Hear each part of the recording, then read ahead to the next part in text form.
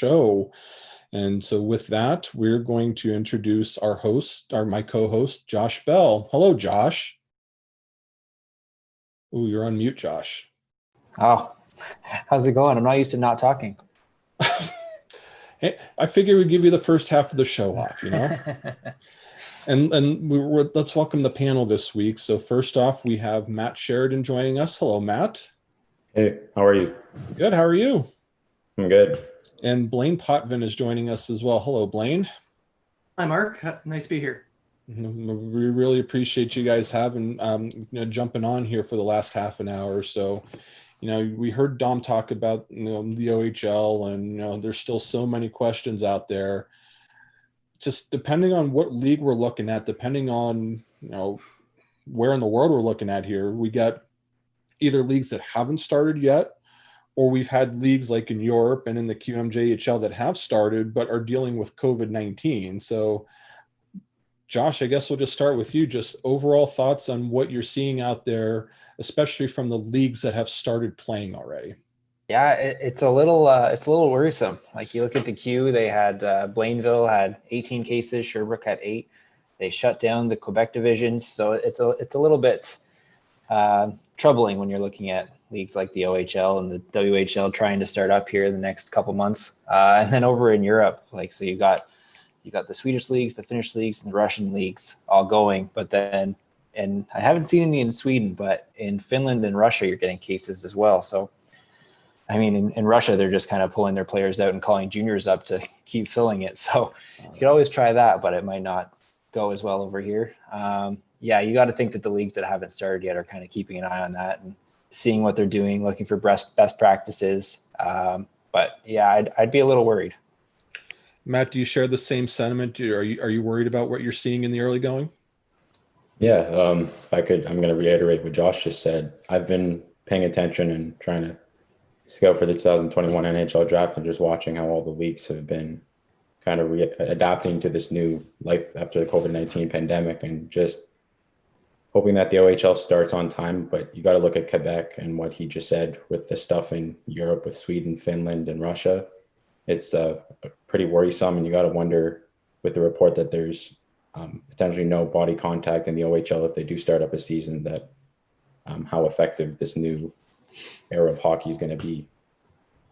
Absolutely. And I know, Blain, you are up in the Maritime area, so you get to watch a lot of what is going on in the Quebec League. Were you surprised when you saw that they started right away? And do you share the same sentiment of worry about, COVID moving forward up there? Pardon me. I wasn't surprised that they would have wanted to start right away, especially with the Maritime bubble. It's working so well here. We've had very few cases in the Atlantic provinces. What did surprise me was that they went ahead with all the Quebec-based teams in place, and knowing that Quebec's numbers weren't that good even after the first wave. And my fears were they followed through, and now it looks like a lot of the Quebec-based teams are facing COVID cases rampant throughout their teams, and they've even shut down to the point where there has been some rumblings here in the Maritimes that the Quebec-based teams, once the players are healthy, will travel into the bubble, complete their quarantine, and play in Maritime-based arenas to continue the season. Mm-hmm. So it was nice to see hockey start, because it was the traditional start time for hockey out here. But at the same time, I was a little bit concerned, and my fears were proven right. Yeah, and I'll just say that I know that other leagues are very closely monitoring what's going on up there, because that'll at least give them some direction too about approach. And a lot of leagues have announced a potential start date. The OHL wanted to do a December 1st and a November 15th training camp. I'm not sure that that's going to happen at this point. The WHL is going January the 8th. The USHL is looking at November 4th. We've even had the Big Ten come out and look at a November 13th start date. I don't know about you guys, but Josh, do you feel like that's too early, even those November start dates? It's maybe a little early. It's like like I said, when you look at the queue, what's going on, you got to think that something similar is probably going to happen. I think Canada is a little bit more cautious going with canceling things. So like you look at U Sports, they've canceled their entire season now, but NCAA is still going to try to roll out. I know there were some questions about that when they announced that football and hockey were still going to continue, but yeah, it's going to be interesting to see how those days move. Like the WHL date was already pushed from December 4th, which is what they initially launched, which is obviously pushed from their normal start date. So we might see a couple more pushes and try to get a season, but we could see some more cancellations. I definitely agree with that. And Matt, looking at the OHL in particular, the thing that concerns me is the border. You know, when you got 3 U.S. based teams in Erie, Flint, and Saginaw, not being able to cross the border potentially, and vice versa. Do you foresee a season? I know, Dom, we just had Dom on. He thinks maybe those 3 teams can play the first 12, 15, 18 games against each other until the border reopens. You have any kind of a sense of what could happen once the OHL finally does get going? Yeah, like he mentioned, the 15 to 18 games would be one option. And I also heard something about there being an option for the 3 based American teams to come over to the border and play in a Canadian city. So there's a lot to consider.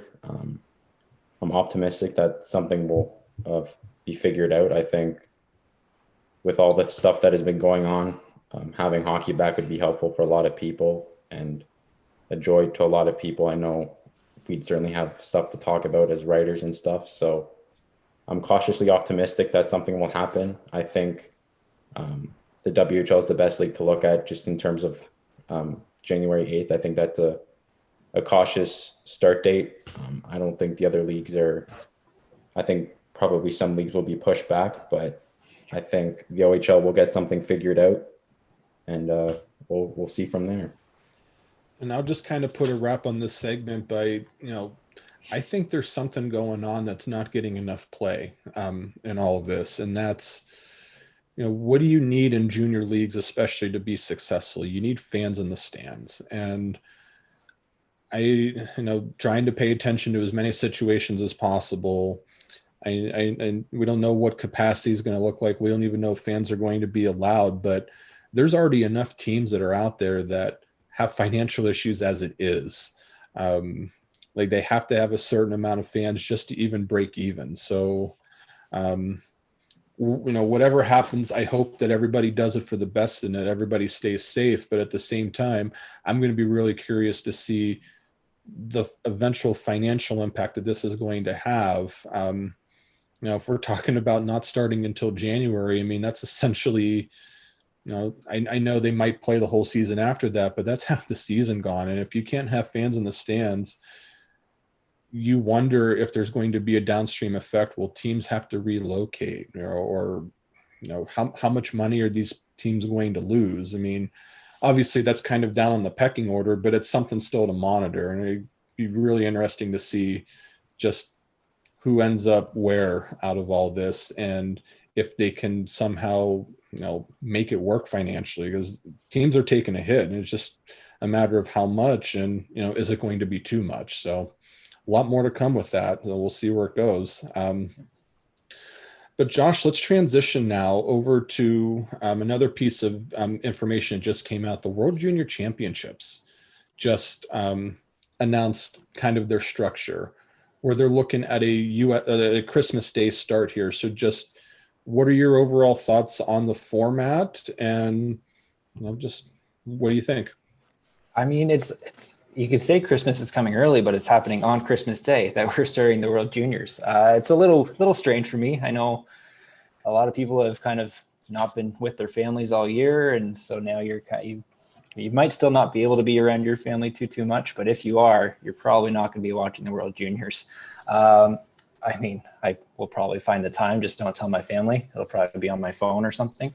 But yeah, that's the big thing, was noticing that not only does it start on the 25th, but that Canada doesn't start on that first day, which I don't think has ever happened or rarely happens. Yeah. So they're kicking off they're on day 2 playing Germany. So That was the big thing. And then also the pools I found I know it's based on the rank, but you got Canada, Finland, Switzerland, Slovakia, and Germany in one. And the other pool is Russia, Sweden, the US, Czech Republic, and Austria. So that second pool is pretty stacked with Russia, Sweden, US, and then kind of Canada, Finland are the two powerhouses in Pool A, but that'll be kind of interesting to see how that plays out. Blain, are you going to find time to watch this World Junior Championship?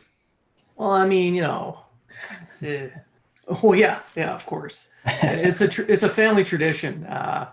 Every Boxing Day, my father-in-law, myself, the kids, everybody, we sit down and we'll watch every single game. So if it starts on Christmas Day, we're going to adjust our family schedule to Christmas. This is our tradition.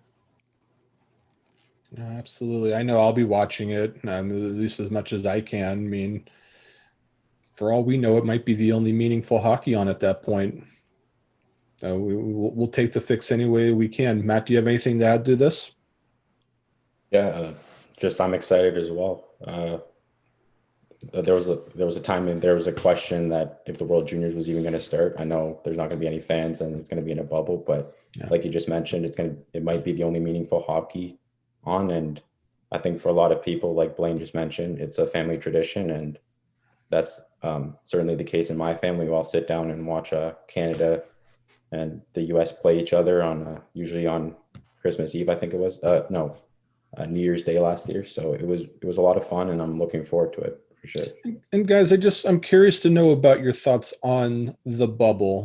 We saw that it worked with the Stanley Cup playoffs, or they were eventually able to award a cup here. But of course, now we're dealing with younger players.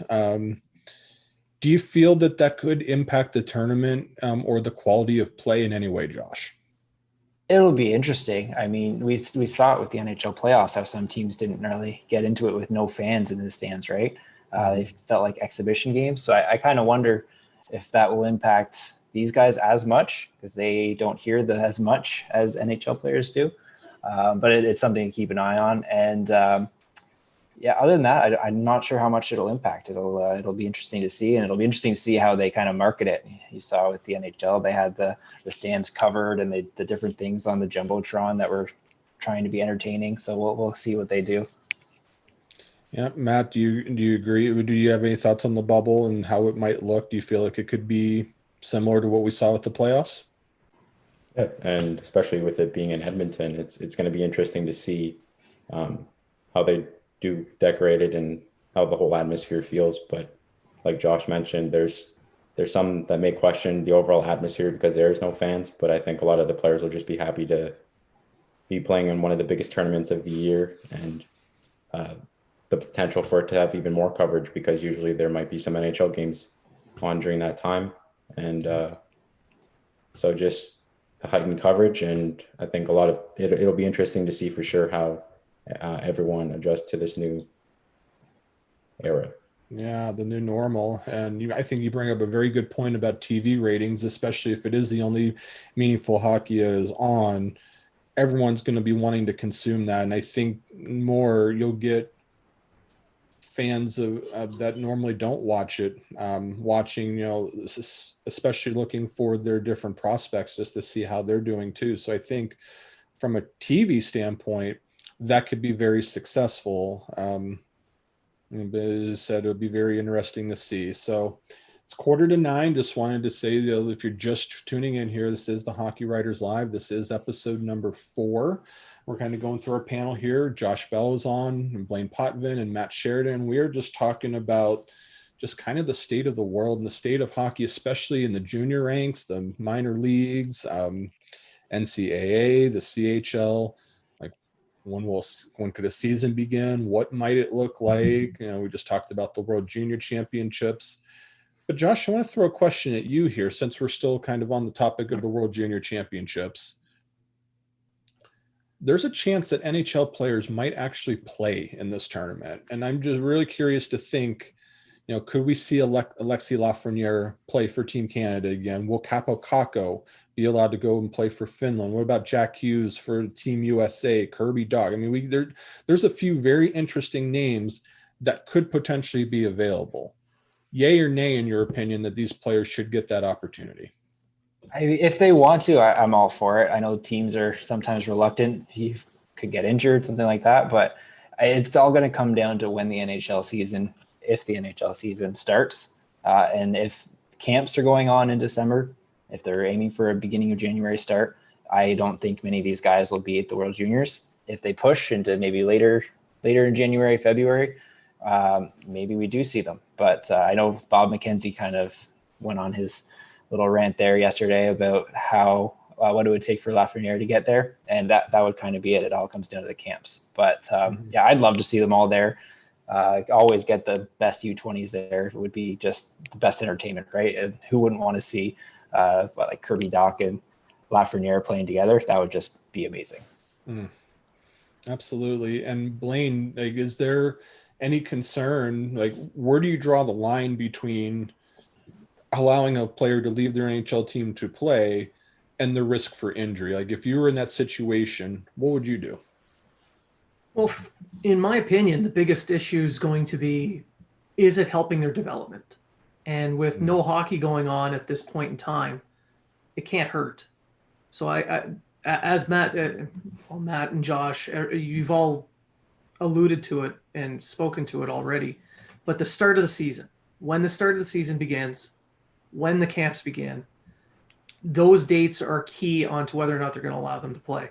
So for me, the development is available. There's meaningful hockey to be played. It's an extremely high level, so I can't see teams wanting to hold their players back if there are no camps going on. I can't see why, the Devils wouldn't want Jack Hughes to play on a line with his former teammate Cole Caulfield. It would just make sense for them to get some time in. My major concern is making sure they stay in the bubble and stay healthy, because recruits, Grant McCagg at Recruits broke the story yesterday that Cole Caulfield did catch COVID, and several of his teammates at Wisconsin did as well, and they have just gotten over it. So if they're not playing bubble hockey, they're exposing everybody. So I can't see teams wanting to send NHL players for possible exposure unless they can guarantee their safety playing this bubble system. Yeah, absolutely. And Matt, if you're in that situation, you heard what Blain said.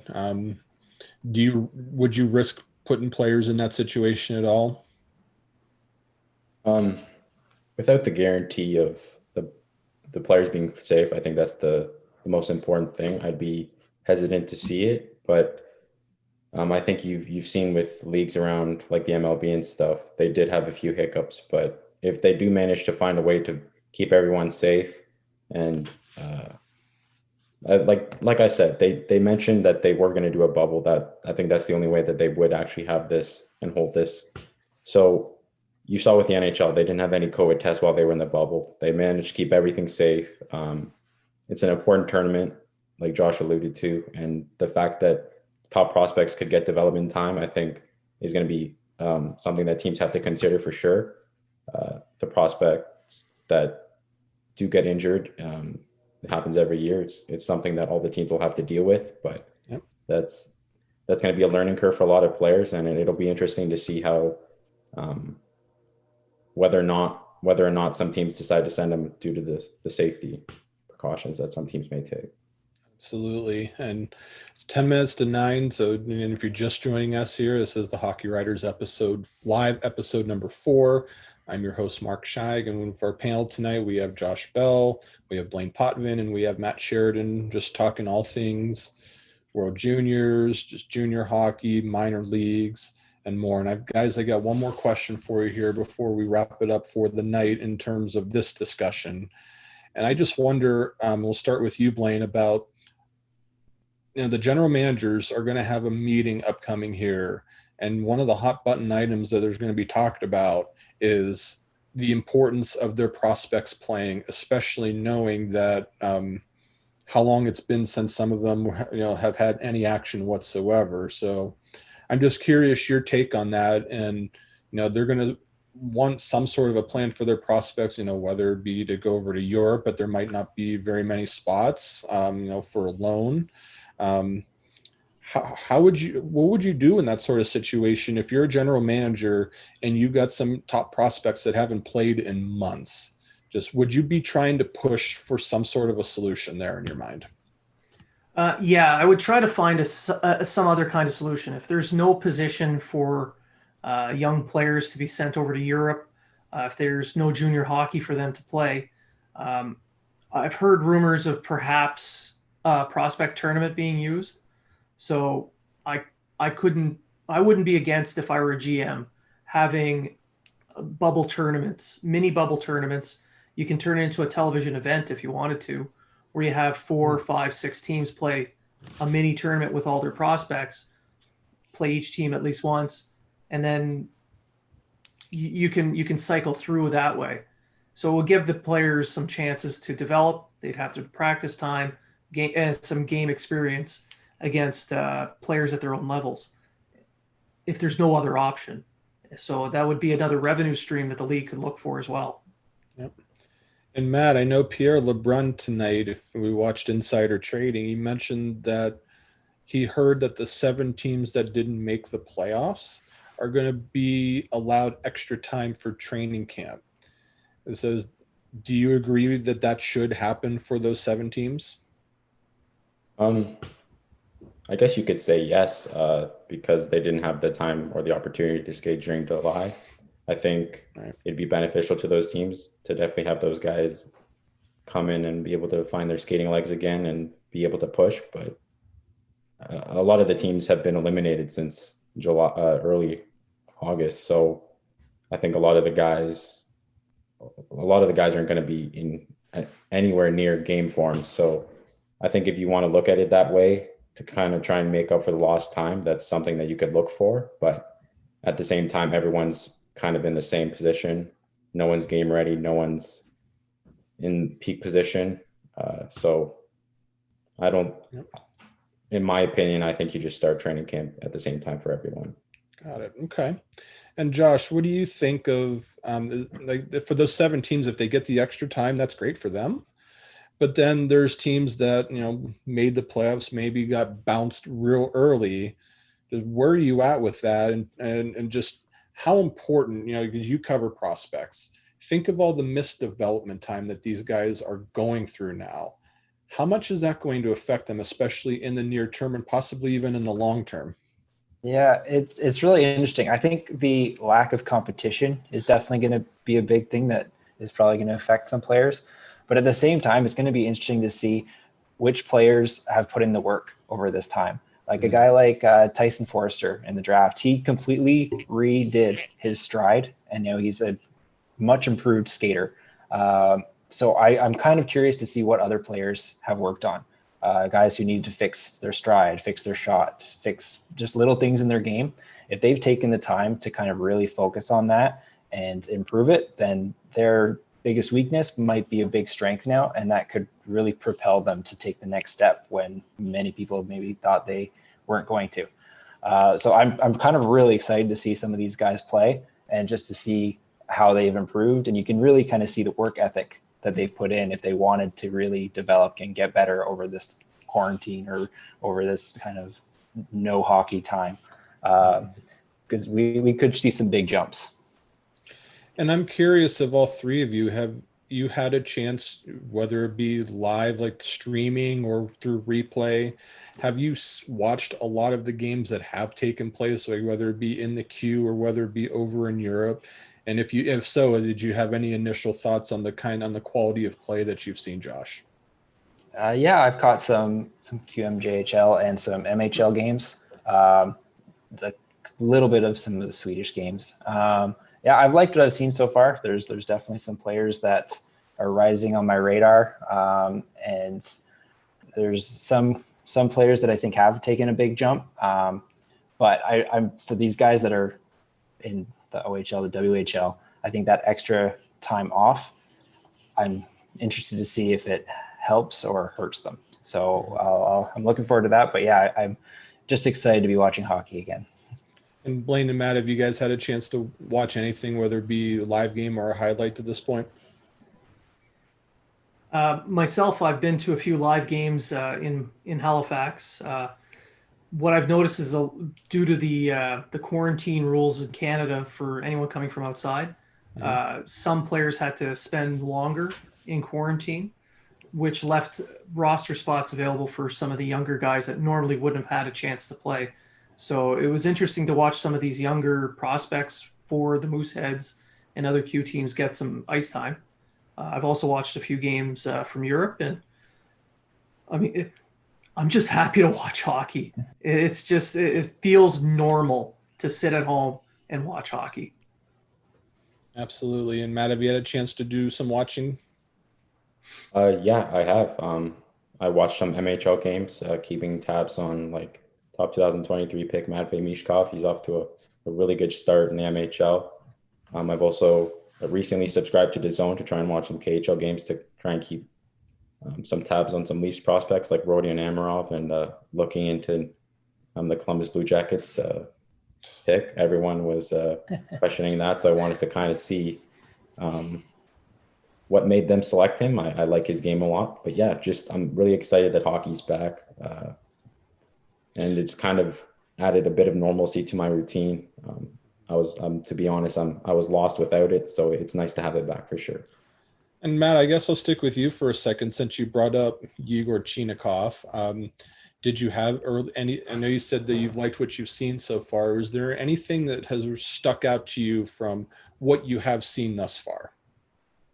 Yeah, I think it's a shot. I know a lot of people were criticizing their reach of him just because a lot of people probably thought that it was just his hot start in the KHL. I think he scored like 5 goals in 10 games or something like that. But yeah, I really like what I saw. I read an article in The Athletic. I forget who wrote it, but they were outlining his game, and I had to agree. His skating is making its way up there, and he does have promise for sure. A lot of people were mentioning, I didn't know that some scouts had him in the 2nd or 3rd round. I thought he'd be a later pick, like the 4th or 5th round, but he definitely has some promise, and I like what I see from him so far.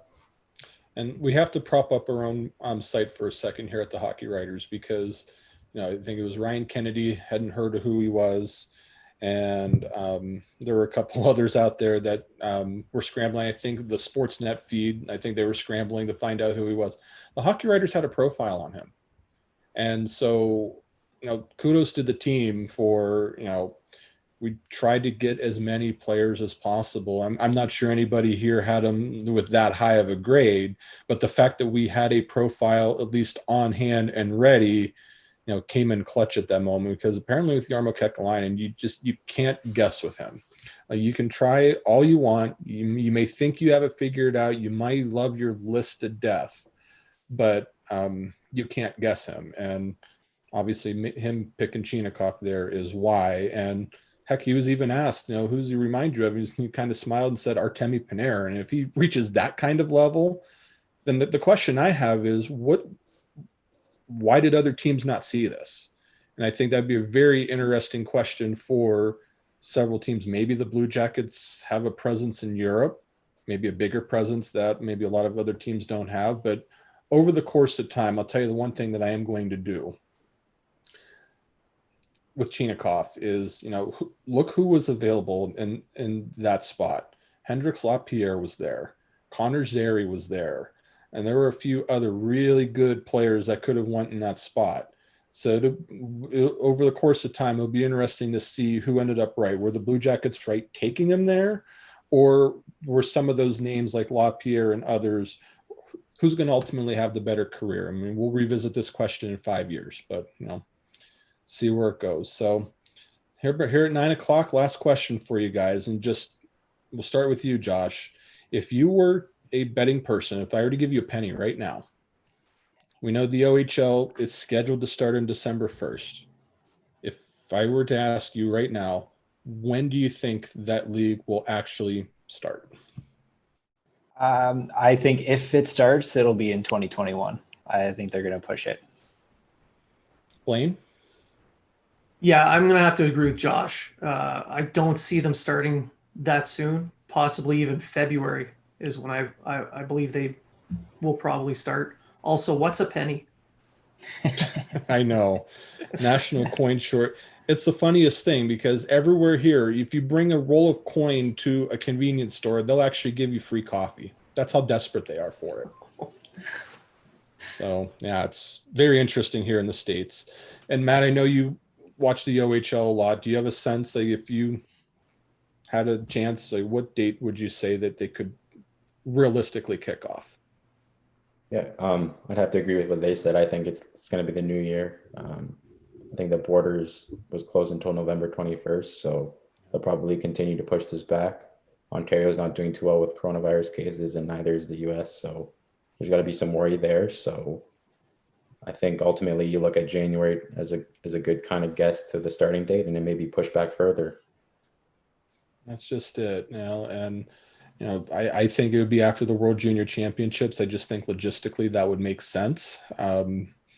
So you don't have to worry about a training camp. You can send your players off to participate in that tournament, then everybody come back with a fresh start at the same time. And hopefully a few more things will be settled by then. Hopefully cases will start to go down. Maybe they'll think of a plan. Maybe they'll have staggered fans. Who knows? But the thing they need right now is time. And if you wait till after the World Juniors and then worry about like you said, 2021, I think that's just going to work for everybody. Who cares if you push the Memorial Cup or the playoffs back a month or two?